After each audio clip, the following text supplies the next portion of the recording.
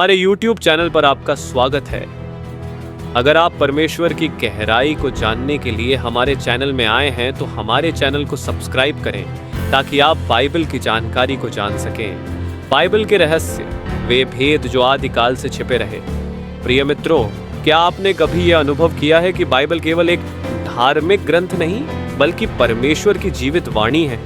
हर शब्द में, हर पंक्ति में कोई गहरा रहस्य छिपा है जो हमें जीवन का सत्य और मुक्ति का मार्ग दिखाता है।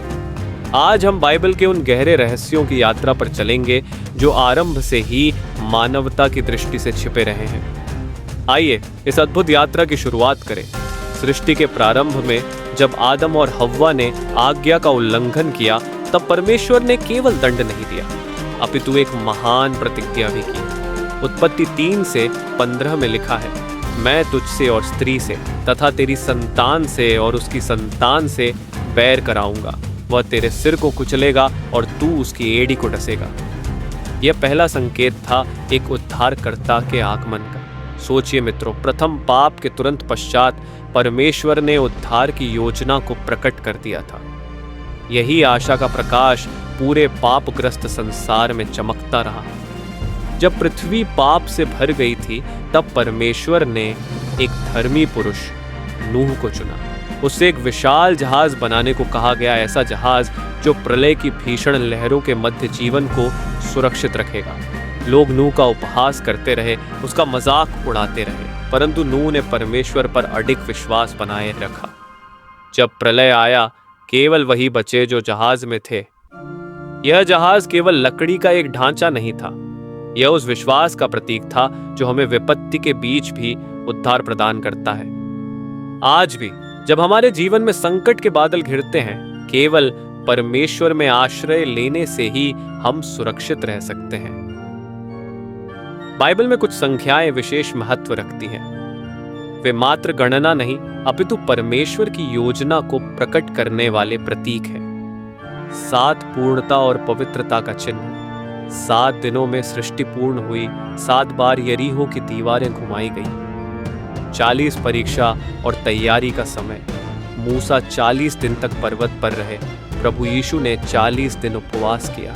ये संख्याएं हमें बताती हैं कि परमेश्वर की हर योजना में गहन अर्थ और उद्देश्य छिपा है। कोई भी घटना संयोग नहीं अपितु दिव्य विधान का भाग है।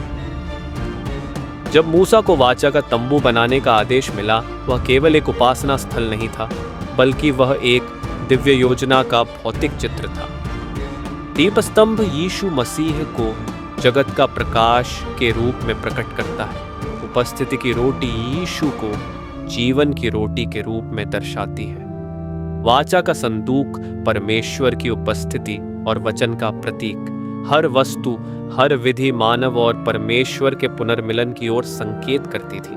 और जब यीशु मसीह इस पृथ्वी पर आए, तब यह समस्त योजना पूर्ण रूप से प्रकट हुई। उत्पत्ति 5 में आदम से लेकर नूह तक की वंशावली दी गई है।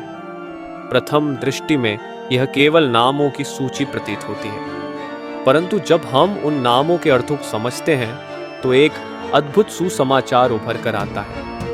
आदम मनुष्य, शेत स्थापित करना, एनोश मरणशील, केनान शोकित, महललैल प्रशंसनीय परमेश्वर, यारेद अवरोहण नीचे उतरना, हनोक शिक्षा देना, मतूशेलह उसकी मृत्यु से यह आएगा, लामेक निराशा, नूह विश्राम शांति। इन नामों का अर्थ जोड़ने पर एक संदेश बनता है।